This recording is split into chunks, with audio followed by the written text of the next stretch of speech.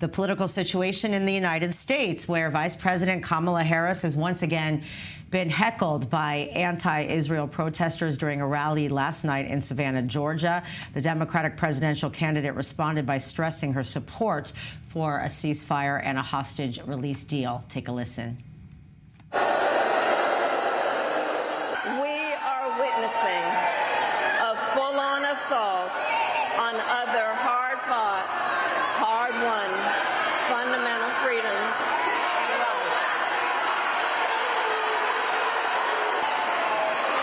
Let me just say something. Hold up for a second. Hold up for a second. Let me just say something. We are fighting for a democracy. Everyone has a right and should have their voices heard. I am speaking now, but on the subject, I will say this. The president and I are working around the clock. We've got to get a hostage deal done and get a ceasefire done now. Harris went on to express her unwavering support for Israel while also saying Israel has the right to defend itself, but how it does so matters. She went on to say too many innocent Palestinians have died. She also believes that ending the war will allow a move toward a two-state solution. Now we're going to go live to Washington, D.C., where we are joined by I-24 senior U.S. correspondent Mike Wagenheim. Good evening, Mike.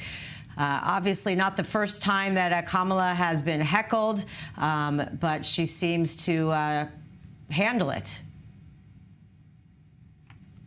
There's a script here. There's a formula in play. For better or worse, that's not a judgment. It's a script, essentially, at this point. And you could have played that clip, and it would have existed in another form weeks ago. It's everybody has the right to speak. I'm speaking now. I've got the microphone.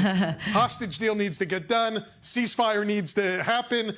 Israeli lives need to be protected. Palestinian lives need to be protected. Needs to be equal security for both sides. It's this, whether it's in front of a crowd, whether it's just in front of the press, it's the same exact thing. So this isn't exactly news, except in the fact that Harris is not deviating from these talking points whatsoever. Does it mean that I think the question is, does it mean she believes it at this point? Does it mean that these are her heartfelt beliefs, or does it mean that it's just politically expedient to say these things? Right, but she hasn't veered from those talking points in a long time. Right, but that also says, like, sticking to that script, so to speak. I mean, is she, capable of handling the complexity of this situation should she win? You can ask that, I think, of many politicians who think they understand the complexities of the Middle East and don't really have a clue whatsoever. And that's been borne out not only at the presidential level, but you look at prime ministers and other leaders throughout the world who think they have it all figured out, but really don't know. No, I don't think Harris is better equipped or less equipped than any other president in recent memory. Barack Obama didn't have experience with the Middle East. Donald Trump didn't have experience with the Middle East. Can she learn on the fly? Can she roll with the punches as they come? I think that's the bigger question than what she really understands right now. Because you can read the newspapers and you can ask your advisors, but until you're in that actual situation, it's really difficult to tell if she's ready for these particular complexities. Right. Also, let's talk about Republican vice presidential candidate J.D. Vance also took shots at her, kind of basically saying that she's speaking out of two sides of her mouth, I guess, is a way to paraphrase what he said. Tell us more about that. Essentially what he said was she's going about this the wrong way, and this point has been made with others in very good faith. Listen, if you want this war to end, the way to do it is to equip Israel to get it done, to get the job done quickly. The longer this war has dragged out, the longer it will drag out, the more destruction, the more civilian lives are going to be lost. So if you're truly interested in ending the war and guaranteeing medium-term and long-term security, the way to do it is to not keep pushing Israel away and keep threatening them and to keep new-ing them. And it's to just give them what they need to get it done, get it over with, and move on to the reconstruction phase that needs to get here sooner rather than later. Right. Also, Trump's former national security advisor, Robert O'Brien, is issuing a warning about the UK. If it imposes an arms embargo, it's going to create a rift between the United States and the UK. How serious is that possibility?